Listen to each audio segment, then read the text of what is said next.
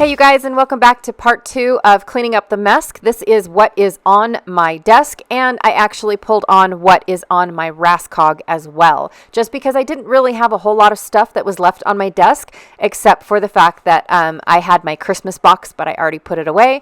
So this is real, you guys. I even have trash that I left because it piled up. I just took things out of packaging, doing I don't know what, and it piled up on my Raskog. So here it is. I didn't clean up anything. I didn't grab, just what I want to show you. Nothing. This is it. You get to see my yearly planner. You get to see my trash. You get to see every little thing. I threw it on my desk.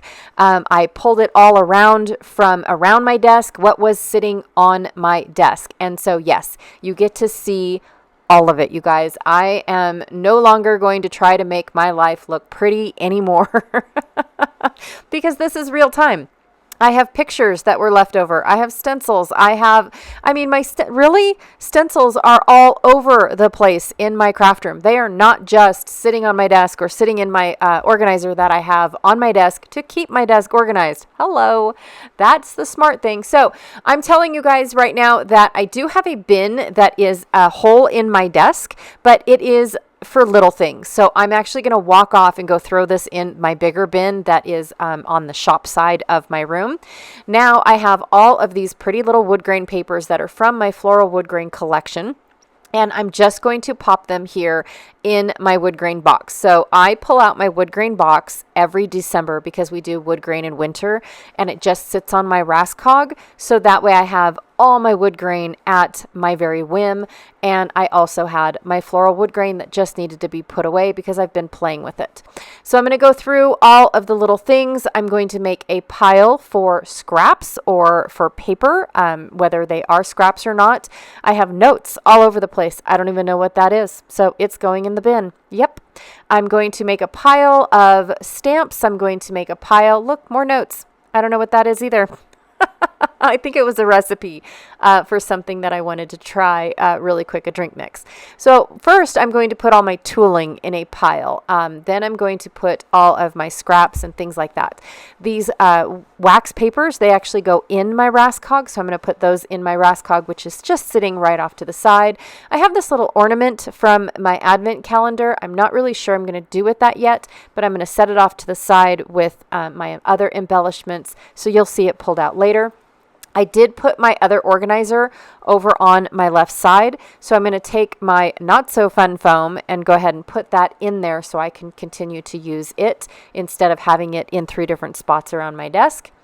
And of course, reorganize all of my stamps. Now this is real time, you guys. I did not fast forward this just so that way I could keep up with my voiceover. I didn't want to sit here and have to rush through it. So you guys can see how I organize my thought process, all the things.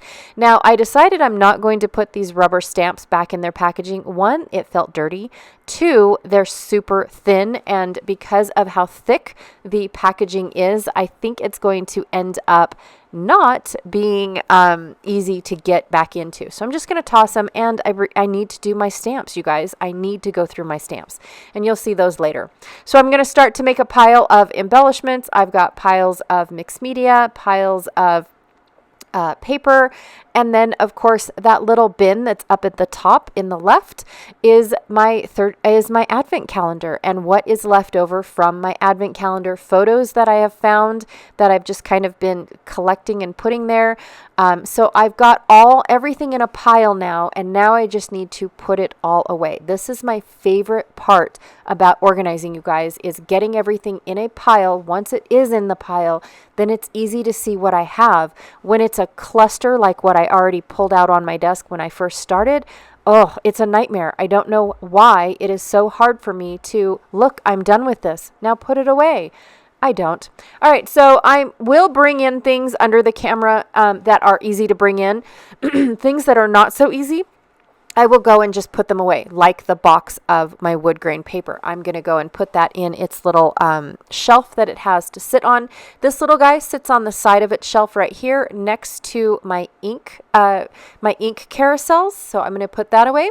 I have to see if I like this lotion. Oh, look, it's not even open yet. So I'm going to see where it needs to live, because if I don't like it, I'm going to donate it to my daughter. If I do like it, then I will go put it over by my computer station. So that way I have a nice lotion to use while I am operating my computer, because my hands get super, super dry on both sides of my craft room. But I have specific lotion that I enjoy using when I'm scrapbooking that doesn't leave that greasy film on. So I have that as well. Found a few more things that needed to be put away, just tossed haphazardly, like that spool of thread. And then I can't remember what else I found. I think it was another embellishment. Okay, so this is my stamp. Nope, it's not. It's my stencil organizer. I got this little trick from Sandy, who is State Goddess here on YouTube. She puts all of her 12 by 12s in page protectors, stencils, 12 by 12 stencils, in page protectors, and then in a super thin or thick album. I think hers is a little thicker. This is just a 1-inch album that I picked up from Close to My Heart. And so I adopted it, and I love it. I love having all my stencils organized like this. I just need to put them away. Yes, I do. And then I have a regular 8.5 by 11 binder that I do the exact same thing in with my larger than small stencils. I used to have my 6 by 6 stencils in this book, but I way outgrew this. And so now you can see I have lots and lots of papers and pages left over for larger stencils, but my larger stencils are not that big. Now I was looking to see if I had another hole in my page protectors for this stencil, but it's my favorite one, so I think it did go right up front. I do need to destash my stencils, you guys. It's coming. My destash of the stencils, the stamps, and the dies, they are coming. I promise I will destash them. My plan is to actually put them in a flat rate box and offer them in my shop, honestly. So that is how that is going to work.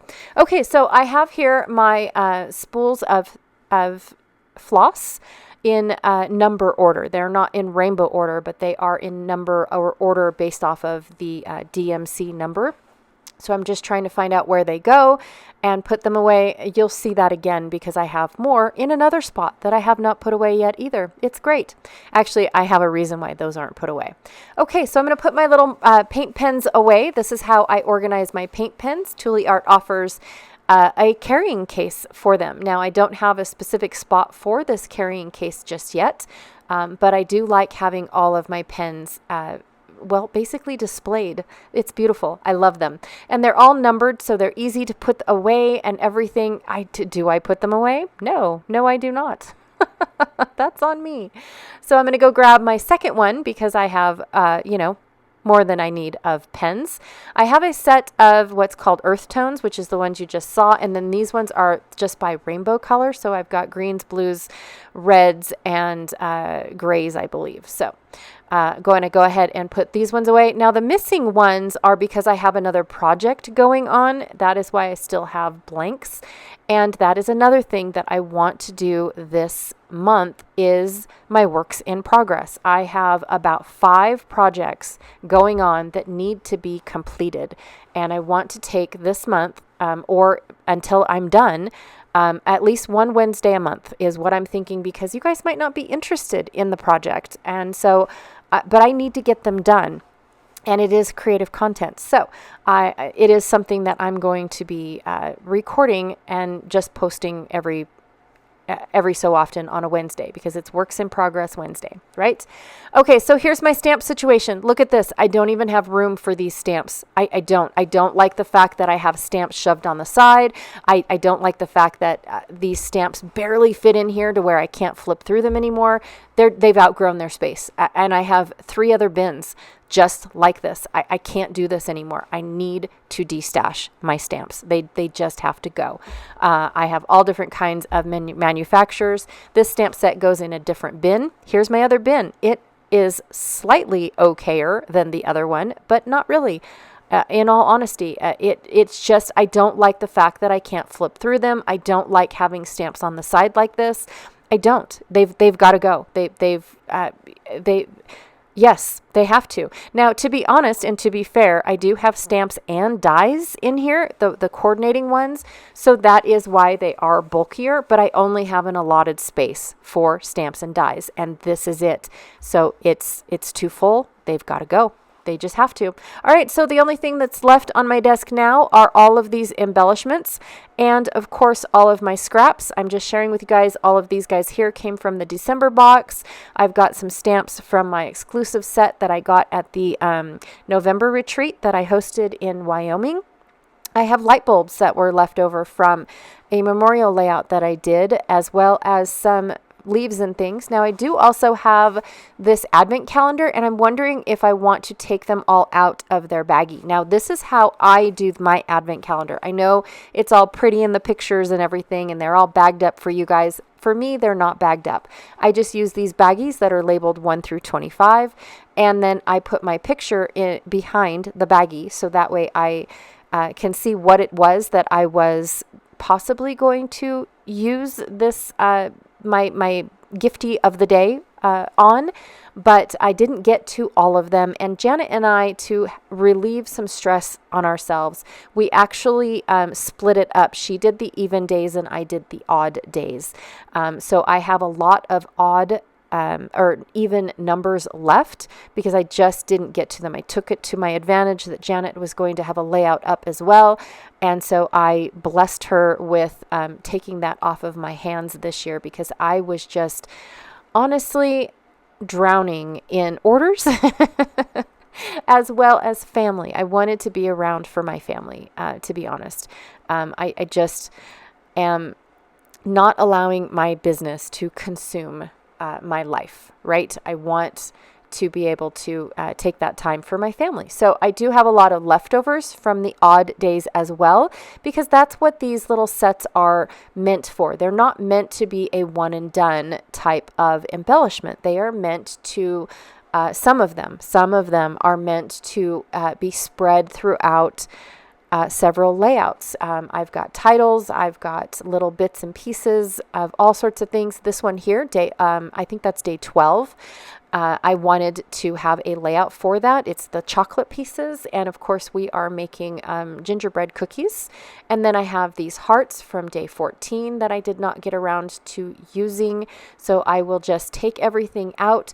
That way I can take this little tray and put it away until next year, right? Because I start building up my advent calendar. And then, of course, again, this is how I organize my set, just because of the fact that I know I will be using it long before you guys even get to open yours. So this little set right here, I believe it was day 16. I had planned for my little puppy. It might have been day 18 as well. I had it planned for a puppy layout because him and I were playing in the grass. He's not a puppy, you guys, but I call him my puppy. Then I have day 20's little hearts that I never got around to using, and that is it. So not too bad on the advent calendar front. I did get some done, but watch this. Instead of me going and putting this away, I was going to just put it, and like I'm telling you guys, this is how I store my advent calendar. But look, I was just going to put it on my desk. Look at that. That's how bad I am. I'm telling myself, no, I would have left it on my desk for another month or so. So I'm going to go put it away where it belongs. Should I put this stencil away? I'm not really sure. I don't really want to because it's new to me and I haven't used it yet for my advent. I have pictures left right here that I could use it on that I think would look great. I don't know if I've scrapbooked these 3 pictures here yet or not because they were in with a bunch of scraps or if they were leftover pictures from a layout that I've done. So I'll have to do some research on that. But this is what I have left over. So I'm going to put my ribbon away in my brown bulky bin. And because it is Baby Got Scraps and I have all these scraps left on my desk, I'm going to try to use them in projects, you guys, throughout this month. So that is my master plan and why I didn't put any of those things away, because that is going to be my kit that I build from for making Baby Got Scrap layouts. All right, you guys, thank you for joining me today. I really, truly appreciate it. I will check back with you guys for part 3, which is going to be the counter that is right behind me that you saw in part 1's video that is full of stuff. So I will be back and again, go through the process of putting things away. That's all it comes down to. Really, it's not rocket science. I just don't know why I don't do it. Thanks again for hanging out with me today. I truly appreciate it when you check out what I do every day. And yeah, I will check you guys all later. Bye.